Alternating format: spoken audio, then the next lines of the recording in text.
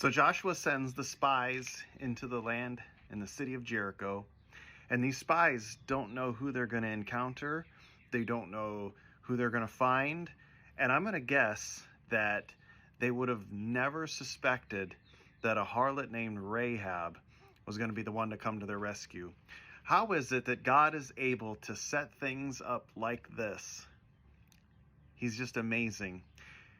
These spies find Rahab, and Rahab tells them all this stuff about their history, and they're probably thinking, wow, how does she know all this stuff? But the legacy of the Lord pervades further than we realize. People know more than they lead on about the Lord. And so as we get to this point in our 5-minute message series, we're into chapter 2, verses 15 through 24.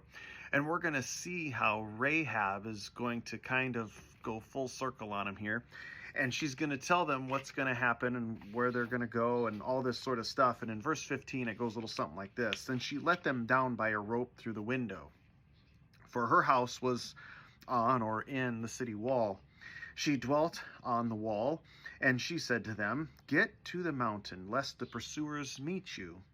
Hide there 3 days until the pursuers have returned. Afterwards you may go your way." So the men said to her, "We will be blameless of this oath of yours, which you have made us swear, unless when we come into the land you bind this line of scarlet cord in the window through which you let us down, and unless you bring your father, your mother, your brothers, and all your father's household into your home. So it shall be, whoever goes outside the doors of your house into the street, his blood shall be on his head, and we will be guiltless. And whoever is with you in the house, his blood shall be on our head if a hand is laid on him. And if you tell this business of ours, then we will be free from your oath which you made us swear." And she said, "According to your words, so it be." So she sent them away, and they departed, and she bound the scarlet cord in the window. They departed and went to the mountain and stayed there 3 days until the pursuers returned. The pursuers sought them along the way. They did not find them. So the 2 men returned, descending from the mountain, and crossed over, and they came to Joshua the son of Nun, and told him all that had befallen them. And they said to Joshua, "Truly the Lord has delivered all the land into our hands, for indeed all the inhabitants of the country are faint-hearted because of us." So they made this deal with Rahab. She's going to have to put this scarlet cord in her window. This is going to be how they're going to know where she's at, because nobody else that's going to come into war is going to know where she's at. So this scarlet cord is going to be put into her window so that when they go to war against Jericho, they're going to know where she's at.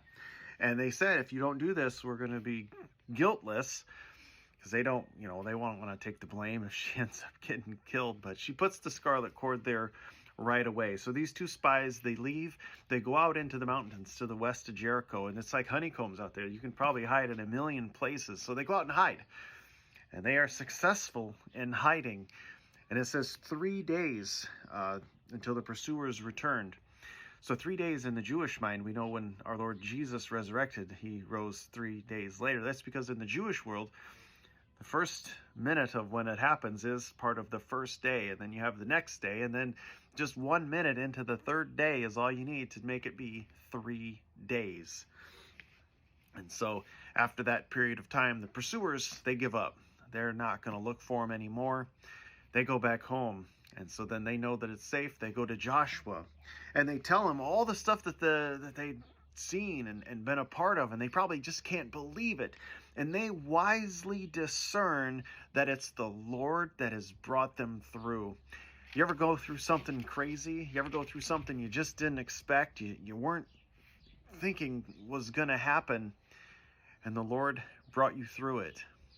This is why we need to be in the habit of praising the Lord for when things happen. He's the one who's in control. He's the one pulling all the strings. He's the one who knows it all. He goes before us, and the battle belongs to him.